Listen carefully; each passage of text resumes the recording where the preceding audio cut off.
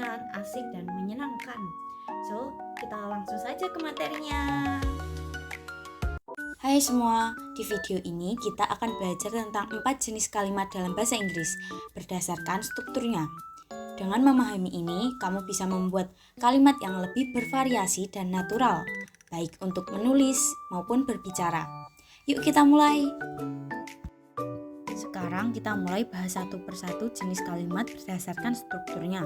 Kita akan mulai dari yang paling sederhana dulu, yaitu simple sentence. Simple sentence itu memiliki 3 poin penting, yaitu hanya punya satu klausa utama, yaitu independent clause. Yang kedua yaitu subjek dan predikat jelas. Ketiga, tidak ada klausa tambahan. Contohnya di sini, she read. She adalah subjek, read adalah predikat. Kalimat ini sudah jelas kan? Dia membaca. Untuk yang kedua, the cat is sleeping. Kalimat ini juga lengkap karena subjek dan predikatnya ada. Itu tadi disebut dengan simple sentence.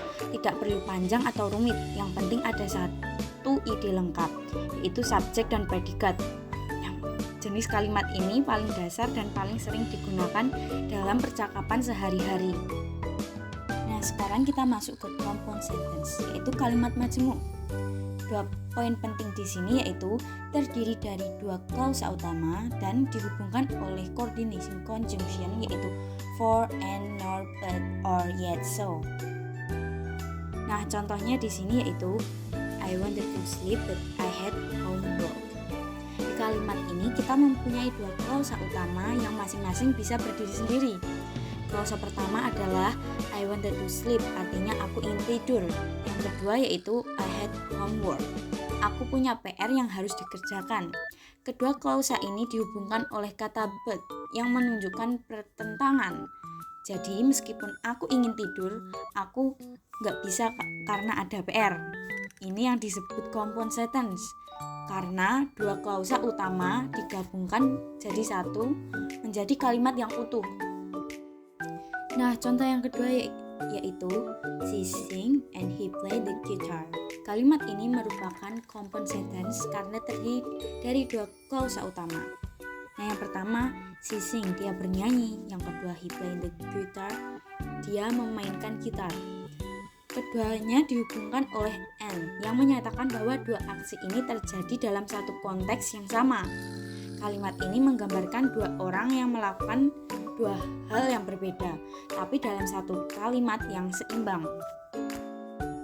Masuk yang ketiga yaitu complex sentence, yaitu kalimat kompleks. Ada 2 poin penting di sini, yaitu terdiri dari 1 klausa utama dan 1 atau lebih klausa anak, yaitu dependent clause. Yang kedua gunakan subordination conjunction, yaitu because, atau, when, if, since. Yuk kita lihat contoh ini. I didn't go because I was sick. Kalimat ini adalah contoh complex sentence karena terdiri dari 2 klausa yang berbeda. Klausa pertama adalah I didn't go. Ini adalah klausa utama. Kalimat inti yang bisa berdiri sendiri dan sudah punya makna lengkap. Artinya aku tidak pergi. Lalu kita punya klausa kedua yaitu because I was sick. Ini disebut klausa anak atau dependent clause karena tidak bisa berdiri sendiri. Kalau kamu bilang because I was sick saja, pendengaran pasti bertanya, lalu kenapa? Nah, kata because di sini berfungsi sebagai subordination conjunction yang menghubungkan kedua klausa dan menunjukkan hubungan sebab dan akibat. Jadi, secara lengkap kalimat ini menjelaskan bahwa aku tidak pergi karena aku sakit. Ini adalah contoh klasik dari complex sentence. Satu ide utama ditambahkan penjelasan tambahan yang membuat makna lebih lengkap dan jelas. Contoh kedua di sini, when the bell rang, the student leave the room. Di sini bagian pertama adalah when the bell rang. Ini adalah klausa anak yang menunjukkan waktu, kapan sesuatu terjadi. Kata when berfungsi sebagai subordination conjunction yang menghubungkan 2 peristiwa. Lalu bagian kedua, the student leave the room. Ini adalah klausa utama yang menyampaikan peristiwa utama, yaitu murid-murid keluar dari ruangan. Jadi kalau digabungkan maknanya adalah saat bel berbunyi, murid-murid langsung keluar dari kelas. Hubungan antara klausa di sini adalah hubungan waktu, dan ini sangat umum digunakan dalam cerita, narasi, maupun percakapan sehari-hari. Karena klausa anak diletakkan di awal, kita pakai koma sebelum masuk klausa utama, dan karena terdiri dari satu klausa utama dan satu klausa anak disebut complex sentence. Sekarang kita masuk yang terakhir, yaitu compound complex sentence, yaitu kalimat majemuk kompleks. Poin pentingnya di sini terdiri dari 2 atau lebih klausa utama dan setidaknya satu klausa anak. Contohnya di sini, although I was tired, I studied hard and I finished my assignment. Nah, mari kita pecahkan kalimat ini menjadi bagian-bagian pentingnya. Yang pertama yaitu although I was tired. Ini adalah klausa anak yang tidak bisa berdiri sendiri dan diawali dengan kata although, artinya meskipun aku lelah. Lalu ada 2 klausa utama. Yang pertama di sini yaitu I study hard. Aku belajar dengan giat. Yang kedua, I finish my assignment. Aku menyelesaikan tugasku. Kedua klausa utama ini dihubungkan dengan kata and. Jadi, kalimat ini punya satu klausa anak dan 2 klausa utama.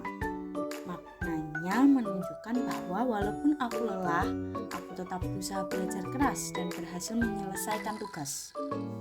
Karena ada 2 unsur bertentangan dan juga penggabungan 2 aksi, kalimat ini disebut sebagai compound complex sentence.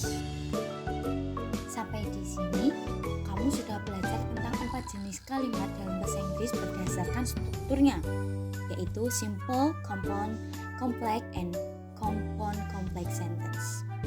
Masing-masing punya ciri khas tersendiri dan semua penting untuk dikuasai agar kamu bisa membangun kalimat yang lebih efektif dan bervariasi. Cobalah buat contohmu sendiri untuk tiap jenis kalimat supaya lebih terbiasa menggunakan dalam kehidupan sehari-hari atau tulisan akademik. Kalau kamu merasa materi ini bermanfaat, jangan lupa klik like dan subscribe. Dan kalau ada pertanyaan atau contoh kalimat yang ingin dikoreksi, silahkan tulis di kolom komentar. Terima kasih sudah belajar bareng hari ini. Sampai ketemu di video berikutnya. Tetap semangat belajar bahasa Inggris.